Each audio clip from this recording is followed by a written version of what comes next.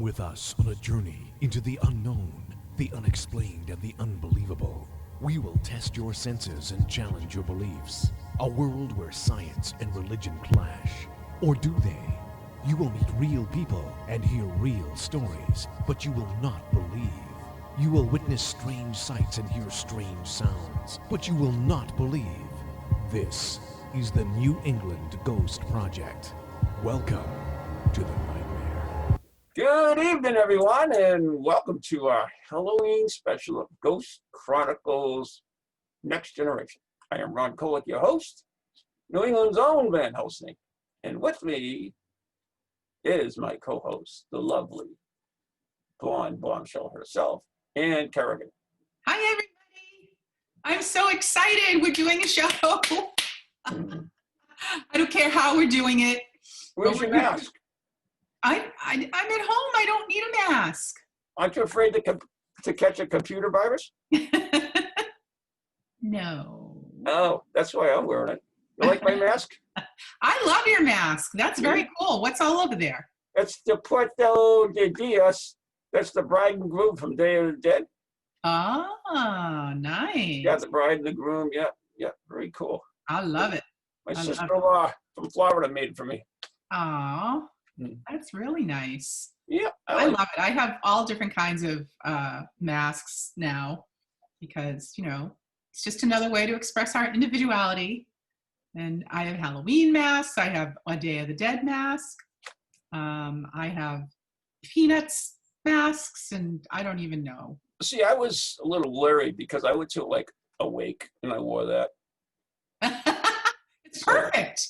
By the way, speaking about this virus that we have going on here, do you know that 1 in 3 people believe that it was sent by God?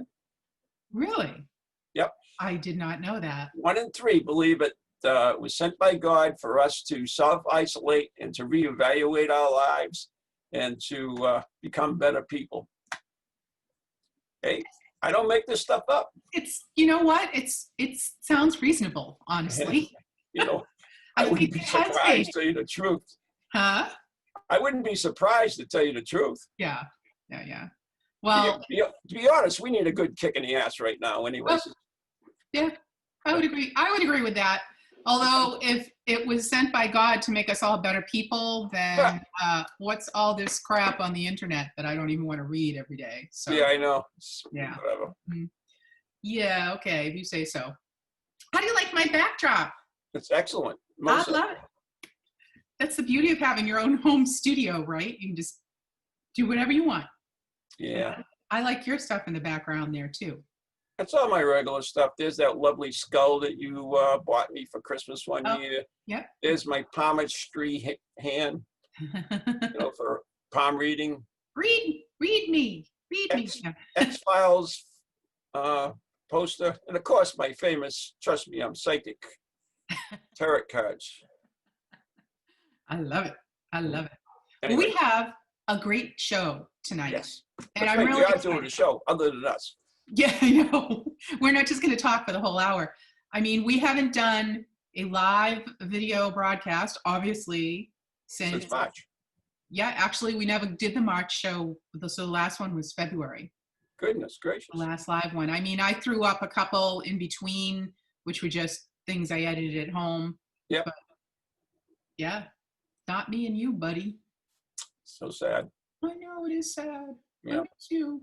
Yeah. Can't wait to get back together again so I can make some money playing Keno. Yeah, I know, right? Oh, my God. Well, we should go So ahead. what do we got on the show there, Ann? Yep, we should go ahead and introduce all our participants this evening because I did want everybody to know I've literally reached out worldwide to get people to participate in our show, and I hope that you like all our stories that have been entered tonight. And I want to interject something here too, because you approached me with this show, and I said, I ain't got too much time. I ain't got no time to do blah, blah, blah, blah, blah, blah. Yeah. Right? But then I said, well, if you want to take the ball on it, you could do it. I figured you'd drop it, but unfortunately you put it through. When do I ever drop the ball? Me? Nah. Anyway, moving on. All Who's right. our first guest today? Our first guest this evening is going to be Mr. Steve Parsons from the UK. And That means I can have a good snooze right now. he is going to talk about things that are in back of you during a paranormal investigation or even just a Zoom meeting. So take it away, Steve. Let us know your wisdom. Hi, it's Steve from Ghost Chronicles International, the otherwise known as the gold standard in ghost hunting. And yeah, we're in lockdown here in the UK. Actually, I don't really need this, but interestingly, because we can't go ghost hunting, we do everything now online. We use Zoom presentations and webinars, and that got me thinking about backgrounds and, for ghost hunters, what goes on behind us. Because when we look at a Zoom presentation, we're not really focusing on what the person is saying. What we're really trying to see is what's on the bookshelf behind them. What's that thing that they've got on the shelf? Oh, I don't like those curtains. I don't like that wallpaper. And of course, savvy presenters will carefully arrange books, products to reflect themselves or to sell their products. But backgrounds and what goes on behind you is actually really quite significant to ghost investigators. We don't really like what we can't see. And what goes on behind us reminds me of a really unusual case that I investigated with Parascience a number of years ago. And this was a notable public house in the north of England. The pub had a reputation for being haunted. It had appeared on several television programmes and radio shows, and we got the opportunity to investigate. So we duly arrived towards the end of the evening. And in those days, it was before the days of wireless wireless connections for the cameras, and what we had to do was we all had cable drums with hundreds of yards of wire to join up CCTV cameras and microphones and recorders, and it took forever to set up an investigation.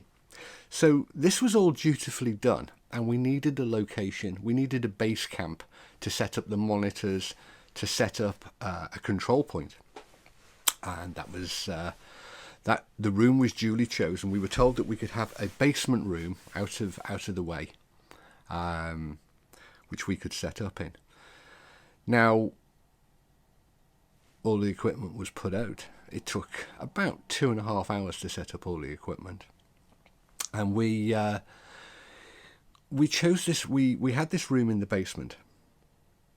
Now, the room was actually the pub landlord's vivarium, where he hosted his collection of, sorry, it's not a DD mug, hosted his collection of exotic pets, including a large collection of tarantula spiders. Now, the room had obviously four walls, three of which were adorned with the vivarium in which the large, his pet collection of very large tarantulas lived. I was somewhat nonplussed. I set up, I had the monitors in front of me, and was talking on the radio to other members of the team as they were setting up in the different points around the house, public house. But as the evening drew on, and as I was looking at the monitor, I became increasingly aware that all I could see reflected in the monitor was the vivarium behind me. This crawling wall of spiders. And occasionally there would be a thump behind me as one of the spiders tried to leap at the glass. Whether it was trying to get me or whether it was trying to get something else, I really don't know. But it was really quite an unnerving experience. Anyway, go back into lockdown, I suppose, and wish you all that remains is, I'm sorry I didn't get over this year, COVID and all that. Hopefully we'll be back next year to meet you all at Spirit Quest and some of the other events with my co-host, Mr. New England's own Van Helsing, Ron, and of course my co-host and colleague, Anne Kerrigan, both from Ghost Chronicles into Next Generation. Happy Halloween from the UK, and take care. Stay safe.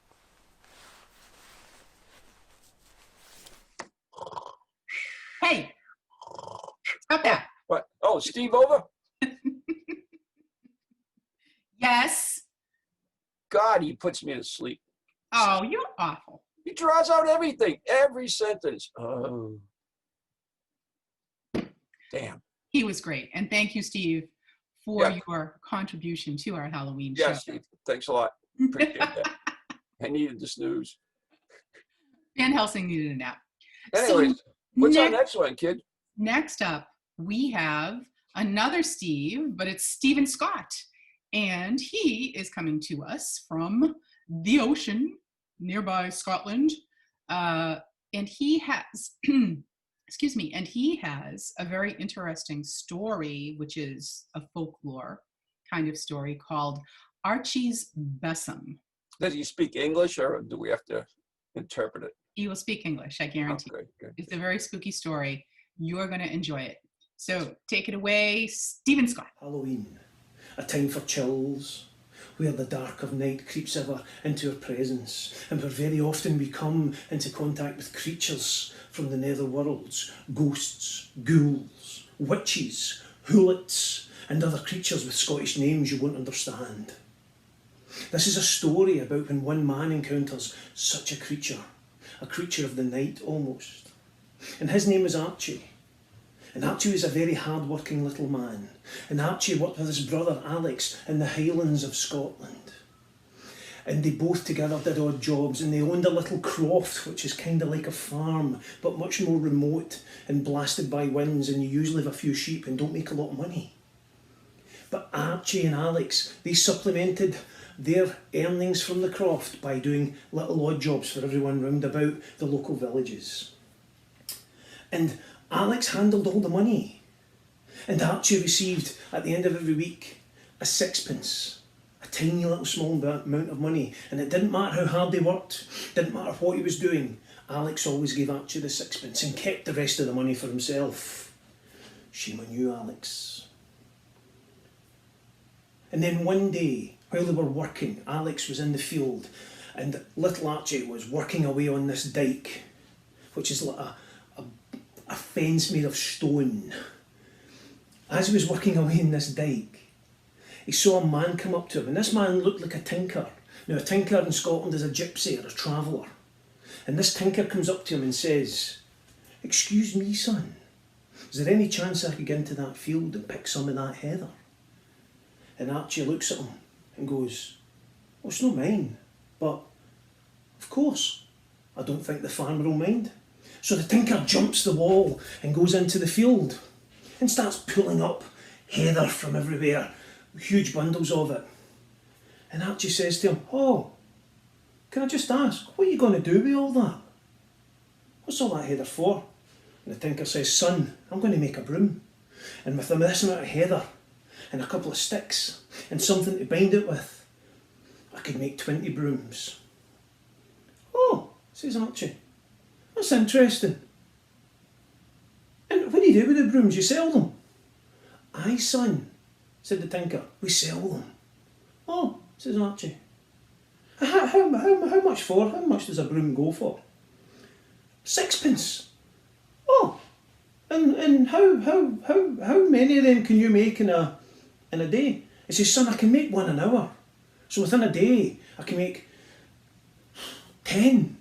So that's 60. 10 sixpence a day." And Archie stops for a minute and looks at the big heavy bricks he's holding in his hands, and looks at this hundreds of yards of wall he's been building.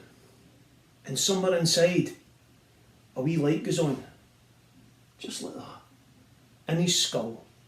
And Archie thinks, Oh, I've got an idea.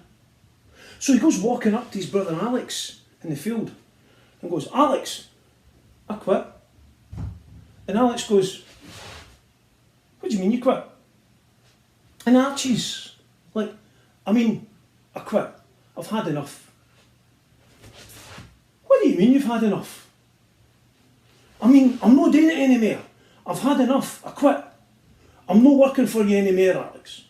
And Alex goes, Archie, what are you trying to tell me here? Archie doesn't even entertain him. He just says, no, I am leaving. Farewell. I am going to make me brooms and sell them. Of course, Alex finds this hilarious. He says, Archie, you couldn't make a decision, never mind a broom.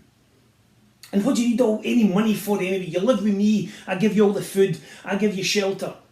And he says, aye, and you take all the money for it as well.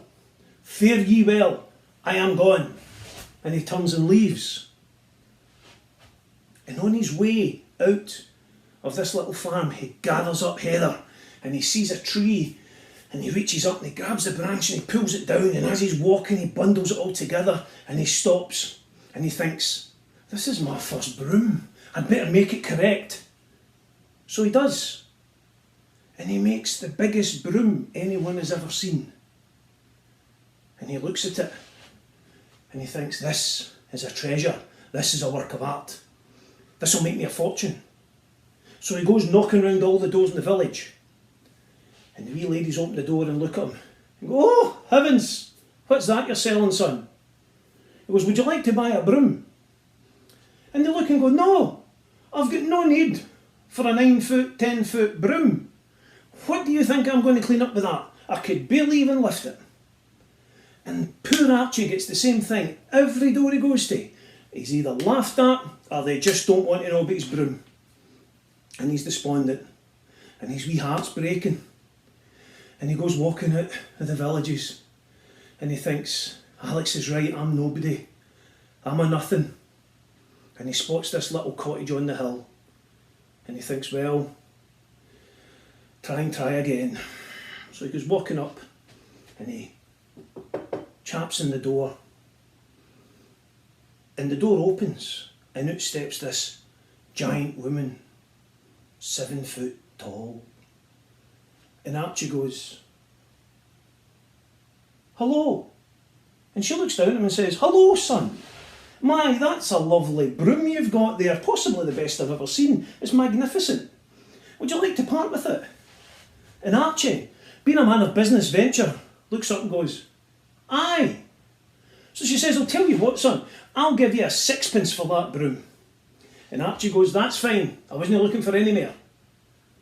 So she gives him a 6pence and says, but before I give you this, it's a magic 6pence. Whenever you spend this 6pence, the next morning, it will be straight back in your purse. And that's not like a lady's purse now, that's a man's purse, like they used to wear back in the day. Because this is an old story, you see, it's not a new one. But it's still alright for men to have purses nowadays, but let's not get into that route. Halloween! Oh, yeah. So here's Archie with his wee magic coin. And he goes away, and sure enough, she was right. You know, whenever he did spend it the next morning, when he got up, that 6pence was back again, as if by magic. Because what Alex didn't know is he just chapped on the door, and chapping in Scotland's like knocking, but it makes more of a presence. He chapped on the door of Big Mags, the witch.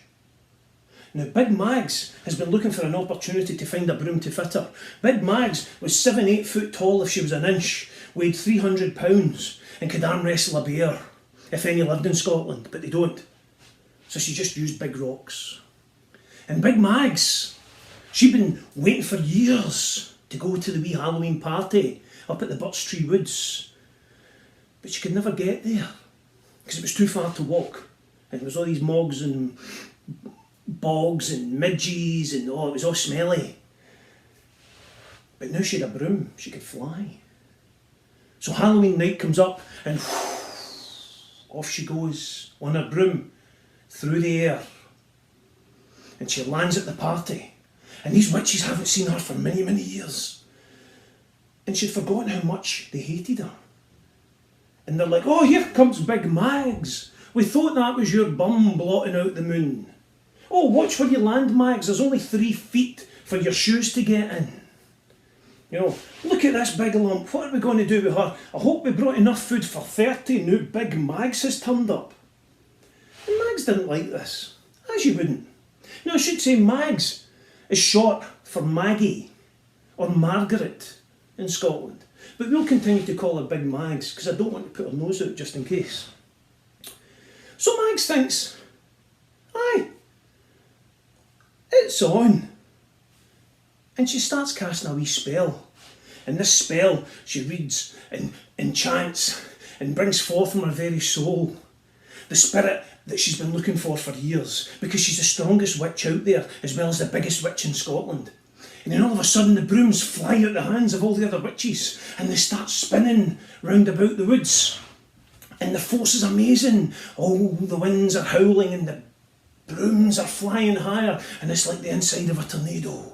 Spinning and spinning, and all of a sudden, the brooms just vanish and they're gone. And the witches are looking at each other going, she's just pinched out brooms. And Maggie jumps in her giant broomstick, the one everybody found so funny, the one she only paid 6p for, and she shoots off into the night laughing like a maniac, because she knows deep down in her heart this is the best Halloween gift she could ever have, because all those other witches are going to have to walk home and deal with the midges and the bogs and the smell. And it is said forevermore that the presence of Maggie's spell can be felt. And if you look up into a birch tree, you'll see strange looking branches and little bundles that look like crow's nests or birds' nests. But if you look closely, you'll actually find these are the heathers of brooms. And these are the brooms that were stolen by Maggie that night. So all the witches went home with wet feet and midgie bites, the like no one has ever seen. And that's the story of Archie's Bizzon and Big Mag's Revenge. Bye-bye. Thank you so much, Stephen Scott. I don't think I've ever heard a story about a giant witch and a giant broom before, quite like that. So, very spooky. Thank you. You never hear anything like whatever Steve says. I know. Sometimes it's a little like, huh? He gets going, and I like Steve. He's a lot of fun. he is a nice guy. And his beautiful wife, Bari, just lovely people. Met them at Spirit Quest one year, and we've just been friends ever since. So, very nice. Nice house, too. Oh, I know, right? They live they just practically on the beach I know it. in Scotland. Although Man, I might move there. I'm it's thinking. a little treacherous. I know, they keep putting up house advertisements. So I'm like, well, I'll just move to Scotland. Yeah, Live by the ocean. I can do that. that'd be neat. Uh, Anyway, so next up. Yeah. is- no more Steves, right? No more Steves. Oh, that's good. We're fresh out of Steves. That's fine. Fair enough. So our intrepid Paranews reporter, Nathan Mayer, is here with a special story about Phantom of the Opera. Oh.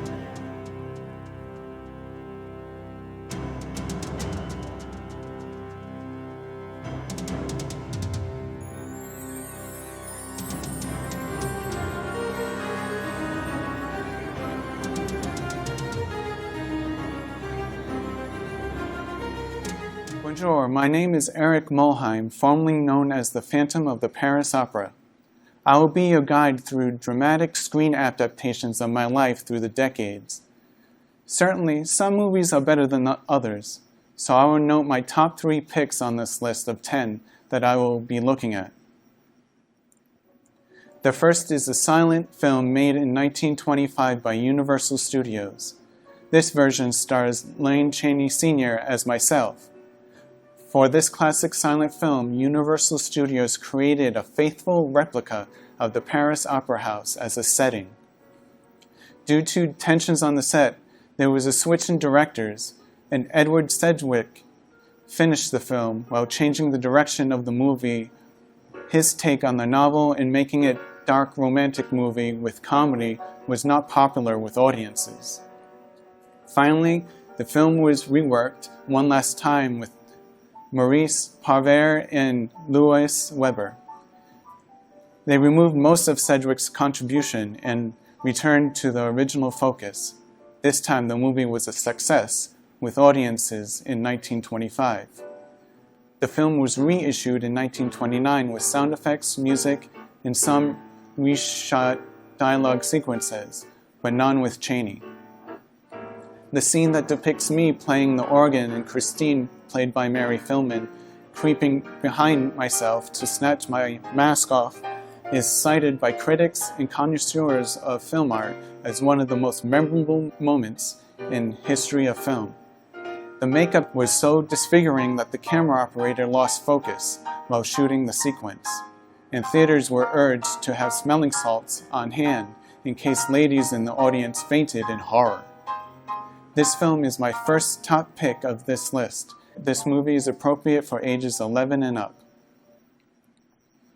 The 1943's Phantom of the Opera features Claude Rains as myself and the singer Susanna Foster as Christine.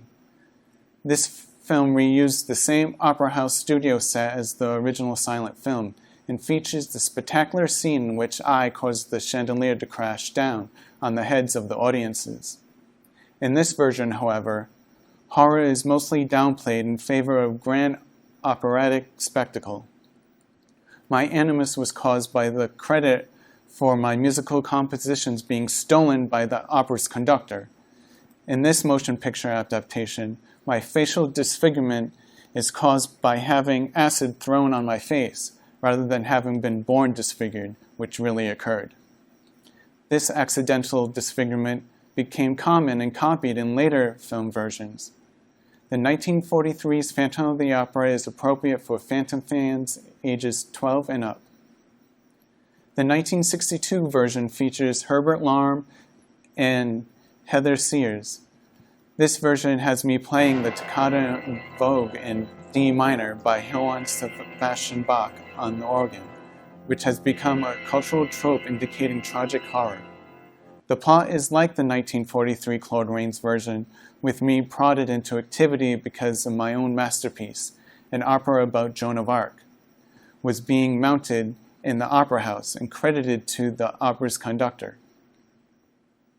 The 1962's tasteful The Phantom of the Opera has distinguished acting, sets, and music, and is appropriate for Phantom fans ages 11 and up.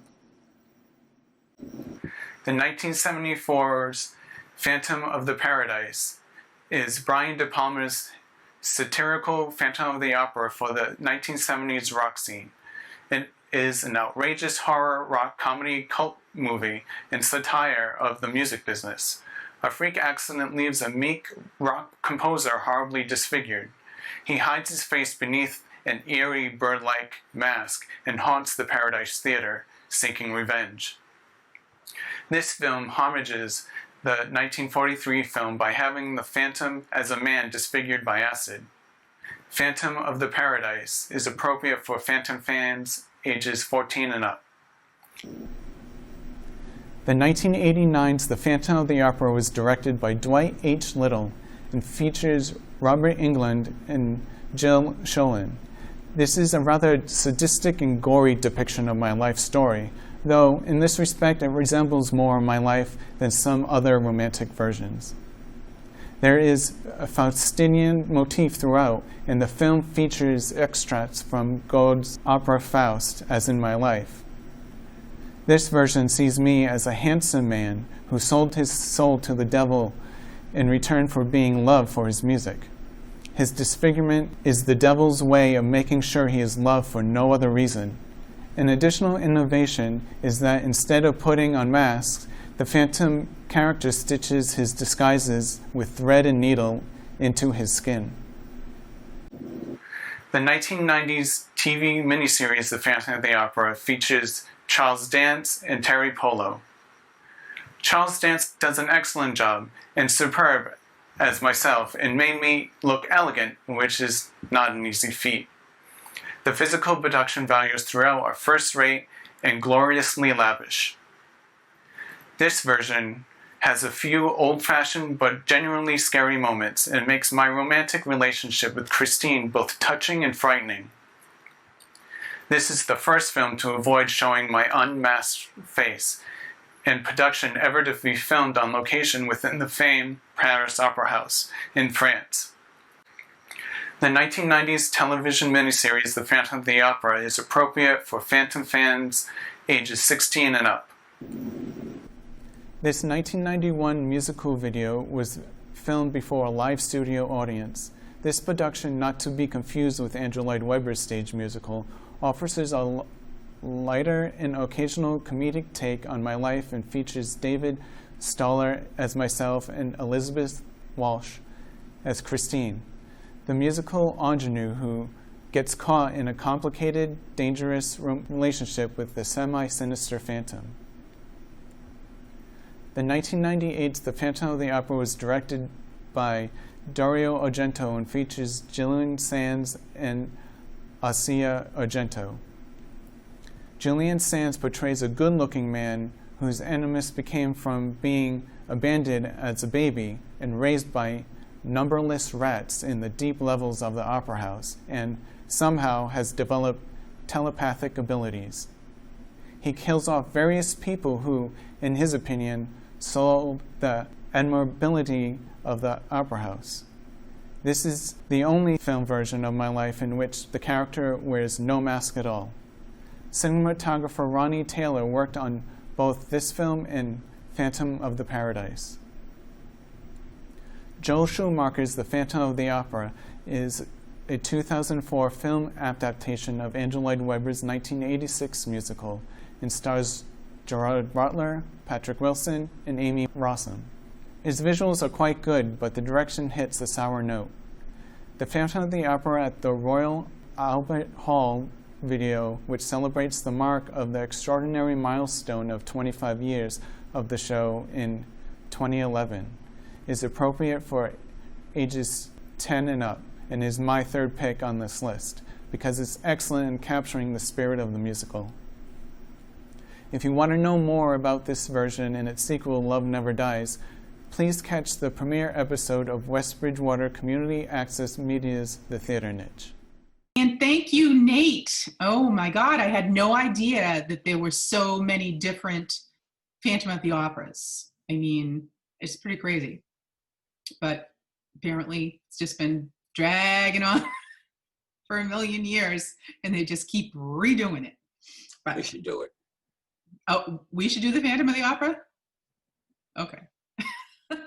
We haven't done one of our live specials where we do the radio shows. Remember those? I know. The readings?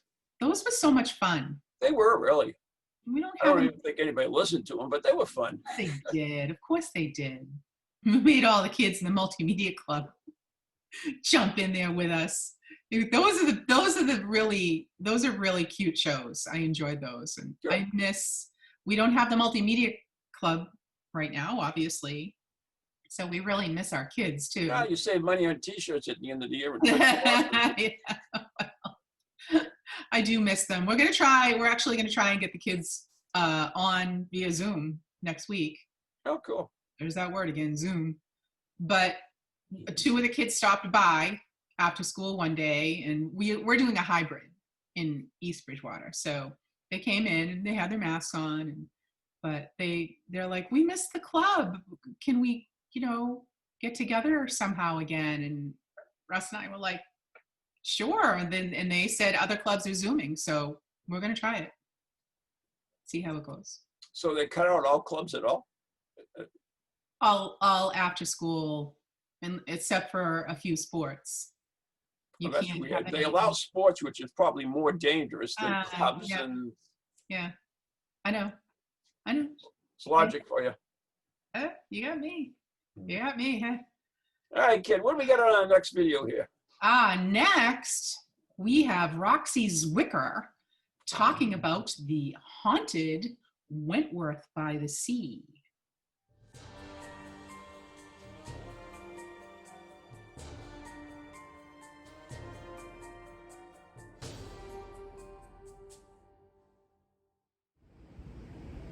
Hello, friends, fans, and fiends. It is your mystery maven, Roxy Zwicker from New England Curiosities, at one of our favorite iconic and haunted properties in the state of New Hampshire. I am at the beautiful Wentworth by the Sea in Newcastle. The Wentworth by the Sea has been steeped in so much legends, lore, mystery, and history. I thought it would be fun to take a look at some of the stories this evening. I often wonder, for those that come and visit the Wentworth by the Sea today, if they know the remarkable history of this location and what amazing stories there are here. Not only of the hotel, but the curious people that built it, and certainly the ghost stories that reside within these walls these days. It is a classic Second Empire Victorian style hotel, but there's so much more to it. The building has a presence. When you walk up to it, it's almost as if the building is looking right back at you and wants to tell you so many stories. Now, the Wentworth by the Sea is located on the great island of Newcastle. Newcastle actually used to be part of Portsmouth, New Hampshire, and the hotel stands on a high bluff that overlooks the ocean, and the views are nothing short of incredible. No wonder people have been coming here since the late 1800s to take in the cool ocean breezes and to get back to a time that was much simpler. The Great Island today is a very simple and quiet little village. There are about 900 full-time, year-round residents on the Great Island. There's no gas station. There's not even a corner store. Really, it was the Wentworth by the Sea that was all the hustle and hubbub. And that is due to this man here, Frank Jones. Frank Jones was truly a visionary. He was what you would call a robber baron, someone who made a lot of money at a time when there was no taxes and no business law. He was into politics. He owned a brewery. Everything he touched seemed to turn to gold. And when he first cast his eyes on Wentworth Hall, he realized that this hotel could be destined for bigger, better, and greater things. So he decided to remodel it in a way that was so grand no one had really ever quite seen anything like it before. And in fact, it became the largest wooden structure in all of New England. He hired the finest craftsmen to do the work and brought in as many innovations of the day as he could find to attract people out there to the great island of Newcastle. And people came in droves, particularly from the cities like New York and Boston, so they could sit on the grand porches and overlook the ocean and catch the cool breezes in the summertime. And there were a lot of strange ways that people actually got to the hotel. Of course, horse and carriage, early motor car, motorcycles, blimps. Every sort of contraption made its way to the Wentworth with happy guests riding inside. Now, once they arrived at the hotel, folks were greeted with a sumptuous interior, attention to detail around every corner, delicious meals cooked by fine chefs, and places to rest and recreate while they were visiting. The Wentworth by the Sea was one of those places that was quickly becoming an icon just after even 30 years it was built. It was known for housing the dignitaries who signed the Russo-Japanese Peace Treaty signing at nearby Portsmouth Naval Shipyard in 1905. And lots of fascinating people have stayed there over the years. One of my personal favorites has to be Annie Oakley. She was actually at the Wentworth by the Sea for 2 summers, and she was there to teach the women how to be sharpshooters. She felt it was just as important for a woman to know how to shoot a gun as it was for her to hold a baby. So the ladies would lunch, and then after lunch, go out and start shooting at target practice. Even some of the owners of the Wentworth by the Sea over the years liked to have fun. And they'd have regular costume parties. Now, this didn't just have to be for Halloween, but really any time. And if you didn't have a costume, well, certainly there was no worries there because they had an entire room full of costumes at the Wentworth by the Sea. You could be a spooky clown. You could be someone who was in a mariachi band, whatever it was that you desired, and then you would go walk about the hotel. Can you imagine meeting one of these characters at 3 a.m., walking down the halls of the Wentworth by the Sea?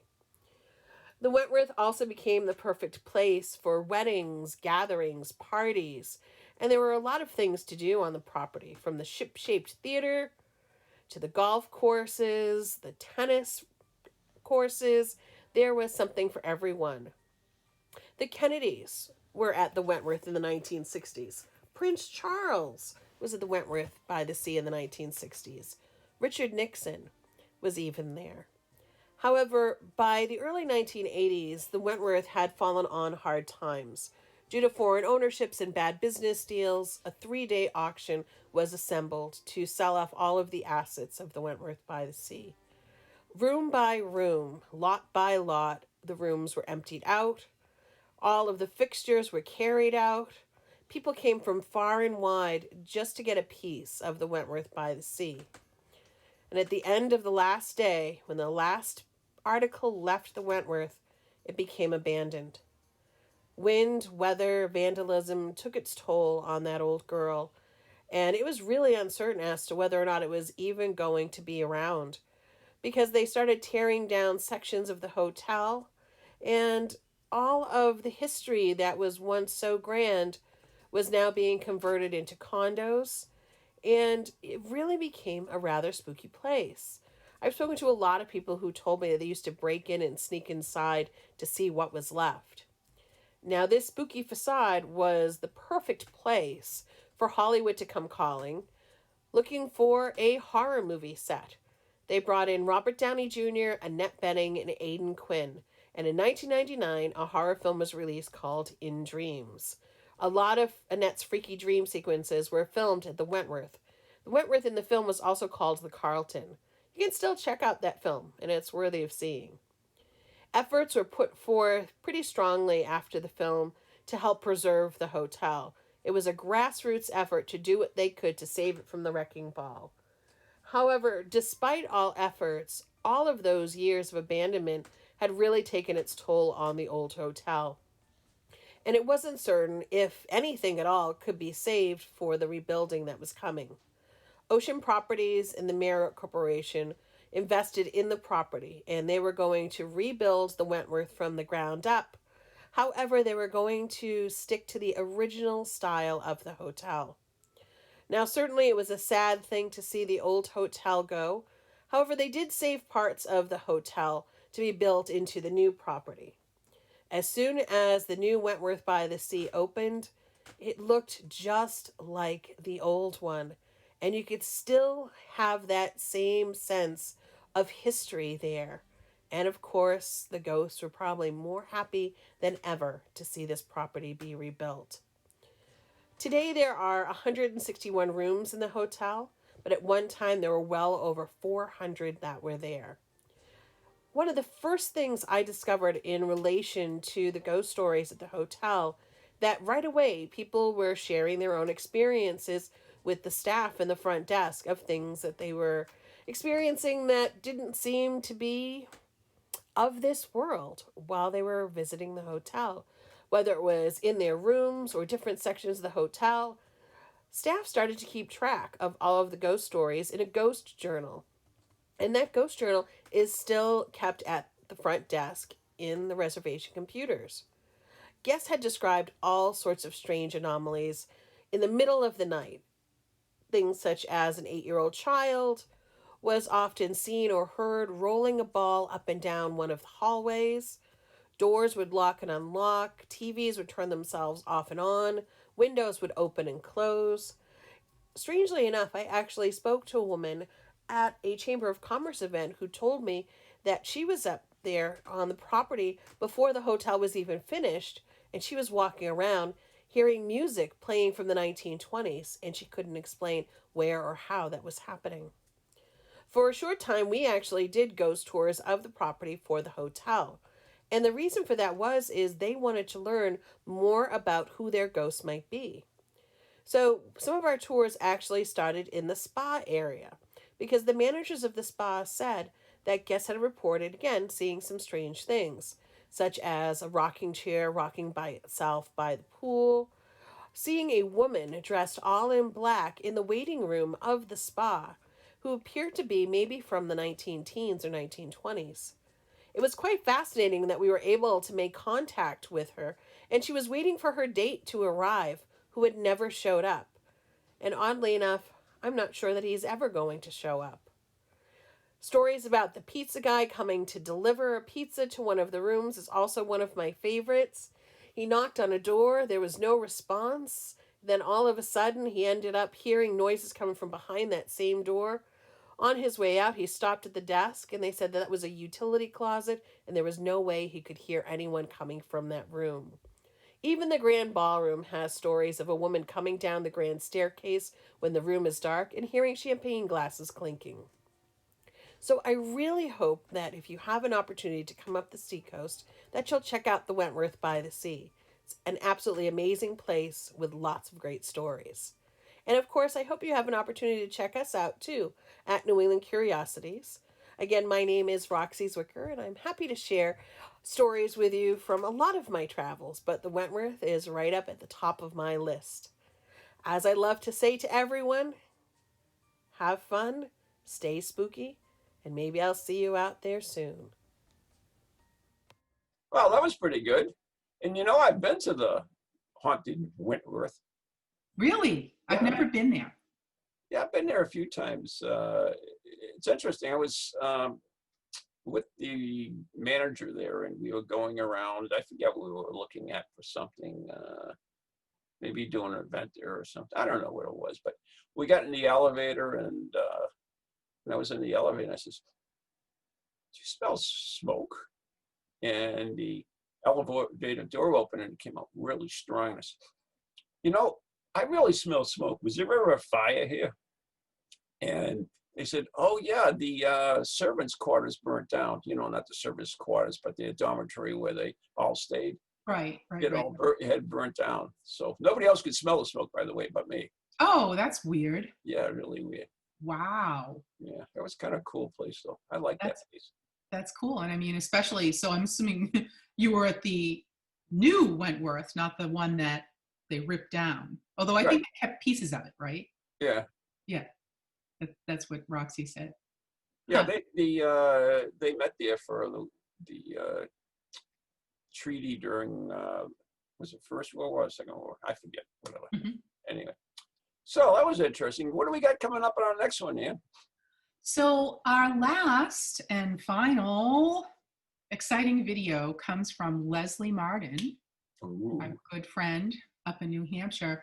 And she has done a really fascinating little mini documentary about the Laconia Regional Facility, which used to be, well, it's been a number of things, but it's also her husband Mike used to work there. It was a jail. But it is really interesting, and I wish that we could get in there and do an investigation, because it sounds like it would rock. Yeah.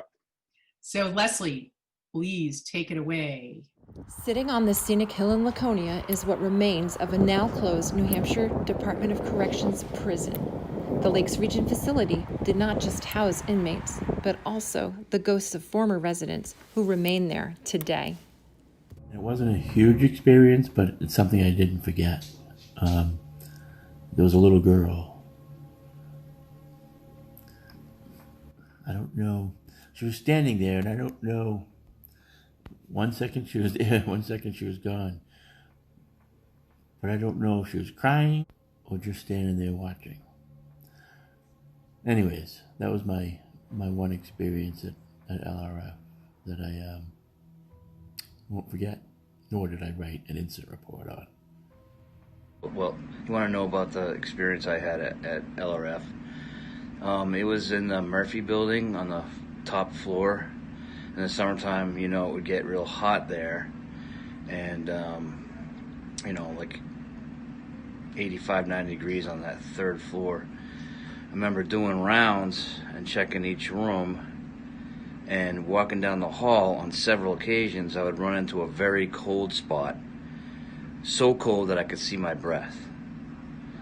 So that's my experience there. experience there with you was in the basement of the Quimby building, which is now, or were then, I'm sorry, used to, where the chow halls were upstairs. So there was 2 chow halls, and down below was the basement. Obviously, it was used, there was a loading dock, and my understanding is back when it was a state-run state school, that was where the morgue was, and maybe some other things going on. I was down there one night checking, making rounds, have to go in and make sure everything's good, and I entered into the lower basement area, which it just had a weird feeling. I don't know what it was. It just, something kind of pushed at me, meaning it didn't want me there. And I felt it right off the bat. And as we're talking about it, I'm getting goosebumps talking about it. It was kind of weird. I felt like I was being watched. And every time I turned around, I felt like something was looking at me. I didn't know what it was, didn't see anything at that point, and proceeded just to make my rounds down there. There's a lot of dark alleyways and dark hallways and stuff like that. There's no windows down there that I recall. And out of the corner of my eye, on my right-hand side, I saw something go by me, and I looked down the hallway, and I heard 2 footsteps and a door slam, bang. And I went down to see what it was. Nothing was there. The door slammed. It was a steel door, and there was nothing there. There's no windows. There was no exits. There was no exit doorway at all. No access to the outside, so there was no wind or anything that could make that happen. So that was my experience at the Lakes Region facility, and every building kind of gave off its own little vibe, but that one gave off a big vibe for me that night. So in 1995, I was working the shock incarceration program, which was a boot camp for young offenders. I was doing some paperwork, a little after 10, 2,200 hours, give or take. And all of a sudden, one of the big, heavy wooden doors just slammed. For no rhyme or reason, I thought maybe one of the convicts, one of the individuals in the program had gotten up without permission. I went and checked all the squad bays, and everybody was sleeping. Again, there was no rhyme or reason for that door slamming shut. There was no draft. There was no wind coming through. Appeared to shut by itself. The buildings that the Lakes Region facility are housed in have a controversial history. The New Hampshire School for the Feeble-Minded opened in 1903 with 82 residents. The residents varied in age from 3 to 21. In 1905, the school accepted women over 21. By 1910, the school had added a farm, a dining hall, a hospital, and a women's dormitory. By 1916, the facility faced overcrowding with almost 300 residents. At this point in time, New Hampshire forbid marriages for those who were in the state deemed as insane, feeble-minded, epileptic, idiotic, or with mental deficiencies. In 1917, New Hampshire authorized the sterilization of feeble-minded at the school under the advisement of 3 doctors and school trustees, as the belief was that feeble-mindedness was genetic and would be passed down to offspring. In 1924, the school changed its name to the Laconia State School. Overcrowding was becoming a problem. In 1942, the school housed 614. 80 residents would share 1 toilet and 1 shower. In 1952, the Laconia State School was compared to a Nazi concentration camp by the Portsmouth Herald. Conditions then improved. A geriatric unit was added, as well as a coeducational activities program. In 1960, the authority of the school was given to the Department of Health and Welfare. Education was continued, and the practice of medication therapy was introduced. In 1974, the population had grown to 1,162 residents with a wait list of 400. There was never enough staff, and residents sat with no stimulation or proper care, leaving them to suffer at the hands of predators, to be abused by staff as well as the residents. The state school was forced to close its doors in 1991 due to a lawsuit. Shortly thereafter, the Department of Corrections took over the campus. The state school has its own cemetery, which is located over 8 miles away in the neighboring town of Meredith. Nestled on this beautiful stretch of Meredith Road is the cemetery, the Laconia State School. Many residents are afraid to come into the cemetery, especially at night. Many strange things have been reported here. Strange noises, dancing lights, moans, whispers. Here on Chemung Road lie 169 bodies, former residents of the Laconia State School. In 1976, a group of concerned parents decided to purchase and lay down the headstones for these bodies who were put here with no markers.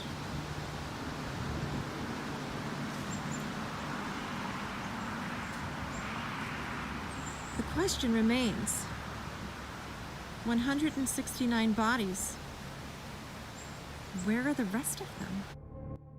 Which brings us back to the campus of the Lakes Region facility.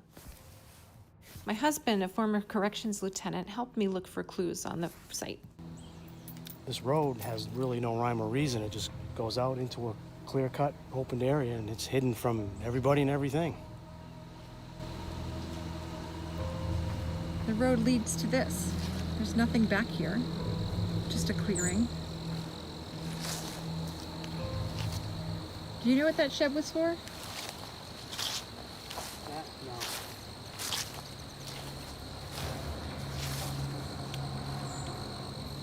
Could some of the residents who once lived here be placed back here? As we're approaching the spot, I'm getting ailments. Heart ailments, respiratory ailments, dental ailments.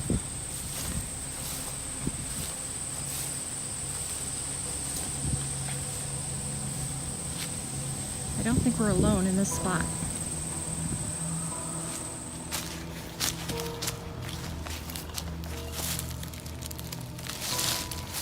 We've stumbled across some stones that look like grave markers here in the woods behind the Lakes Region facility. They seem to be stacked together. The fact of the matter is, on this 260-acre property, bodies could be anywhere. The problem with that is that the city of Laconia and the state of New Hampshire are looking to develop this land and disrupt the graves of many, many souls who were thought of as subhuman and never received a proper burial. When the graves are disturbed, will the spirits move on, or will they stay at the Laconia State School grounds and haunt them forever? Well, that was Leslie, my good friend Leslie, who does the red light seance, was with me, and that's kind of a neat thing. I mean, I didn't know about that place. That would be a fun place to, like you said, investigate. I know, I had never heard of it, and I guess, you know, the horrific conditions she talked about when it used to be for the feeble-minded and I forget all the descriptions. So basically anybody with any kind of mental problem. You're talking to me? Yeah. They would have thrown your butt right in there. But it sounds like it would just be filled with lost souls, really. So, and of course, you know, they're still trying to figure out where all the bodies are buried. So there's that. But anyways, that was a great story. Thank you so much, Leslie. It was really interesting, Ann, and I want to thank you for putting this show together. You know, I do miss. No, I better not say that. I do miss everyone, and you in particular. So there you go. I miss you, Van Helsing. So anyways, we want to thank everyone for listening, and hey, check out our Patreon page. it's if you like this show, and a lot of you do, believe it or not. Amazingly enough. Amazingly enough, I still can't figure it out now. But if you do, check out the Patreon page and help us, keep the show going. And we'll talk more about that in the future. Yeah. Well, how do people get to the Patreon page? I think you need to tell them that. Oh, Ghost Chronicle Radio. Just go on Patreon and type in Ghost Chronicles Radio. And there you go. Okay. Well, you'll find us. People need to know so they can go and sign up and get all that special good stuff. Yep. And we want to do some special videos for you, or some candid stuff that we don't really do on the show. And well, actually we do, but whatever. I think we're pretty candid. Yeah, I think so too. Never mind. Never mind about that, as the great Gilda Rasner used to say. Well, thank you everybody for joining us on our annual Halloween show. I just couldn't bring myself to let it go by and not do anything this year. So have a great Halloween. Be safe. Wear your masks. Wash your hands. All that hoo-ha. But go out and have fun on Halloween too. Yeah. Good night and God bless. Take care, everybody.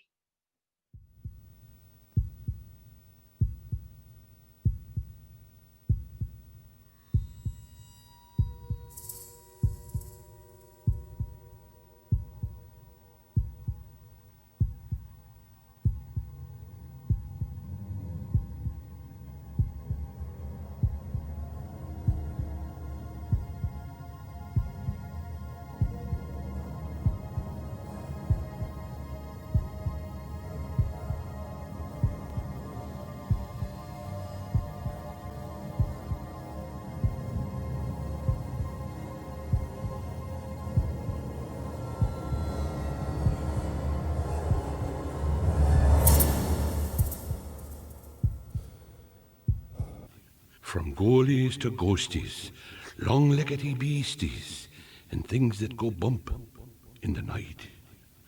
Deliver us, good Lord.